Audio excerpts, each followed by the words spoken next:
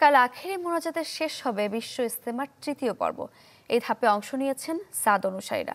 রাতভর চলছে ইবাদত বন্দেগি। ফজর নামাজের পর মাওলানা ইলিয়াস বিন সাদের বয়ানের মাধ্যমে শুরু হয়েছে আজকের আনুষ্ঠানিকতা। চলবে সকাল 9:30 পর্যন্ত। এরপর বিভিন্ন খিত্তায় হবে তালিম। আসরের নামাজের পর হবে যৌতুকবিহীন বিয়ে। সার্বিক নিরাপত্তা নিশ্চিতে ইজতেমা মাঠে মোতায়েন রয়েছে আইন শৃঙ্খলা বাহিনীর বিপুল সংখ্যক সদস্য। শাইনি চুলে এখন হবে সব হেয়ারস্টাইল। সিল্কোর দ্বিগুণ শাইনি চুল প্রতিদিন। দর্শক, আরো জানাতে গাজীপুর থেকে যুক্ত হচ্ছেন সহকর্মী রফিকুল ইসলাম খান। রফিক, বিশ্ব ইজতেমার তৃতীয় পর্বের দ্বিতীয় দিন আনুষ্ঠানিকতা এরই মধ্যে শুরু হয়ে গেছে। কেমন দেখছেন লোক সমাগম?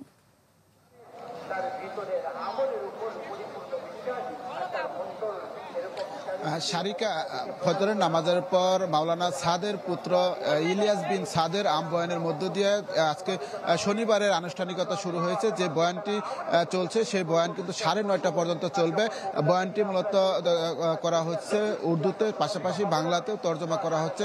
আর আপনি জানেন যে রাত্রে যে ইবাদত বন্দেগি করেছে যে মুসল্লিরা, তারা কিন্তু এখনো আসলে যে বিশাল সামিয়ানা রয়েছে সেই সামিয়ানার নিচে অপেক্ষা করছেন এবং যে বয়ান হচ্ছে সেই বয়ান তারা শুনছে।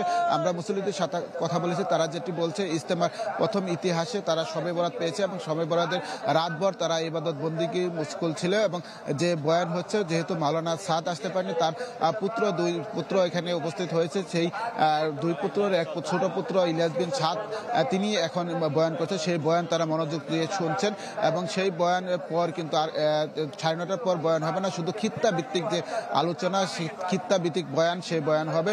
এরপর দুপুরে নামাজের বিরতি দেওয়া হবে এবং নামাজের পর আবার আসর ওয়াক্তের আগ পর্যন্ত বয়ান হবে। সেই বয়ান আসরের নামাজের আগ পর্যন্ত হওয়ার পর আসরের নামাজের পর আবার বয়ান শুরু হবে। সেই বয়ান মাগরিবের নামাজের কিছুক্ষণ আগে শেষ হবে এবং সেই সময় কিছুক্ষণ আগে যখন শেষ হবে সেই সময় যৌতুকবিহীন বিয়ে অনুষ্ঠিত হবে। ইতিমধ্যে অনেকেই কিন্তু নাম লেখাচ্ছে এবং কতজনের বিয়ে অনুষ্ঠিত হবে সেটি আসরের নামাজের পরে জানা যাবে এবং সেটি আমাদেরকে জানিয়ে দেওয়া হবে বলে জানিয়েছেন ইজতেমা কর্তৃপক্ষের সমন্বয়ক মোহাম্মদ সাহেব।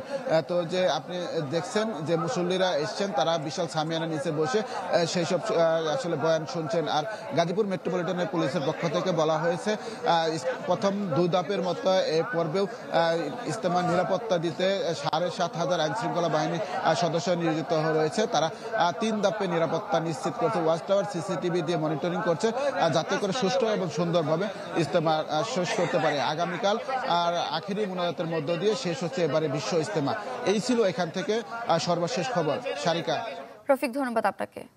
দর্শক, গাজীপুর থেকে বিশ্ব ইজতেমার খবর জানাচ্ছিলেন সহকর্মী রফিকুল ইসলাম খান।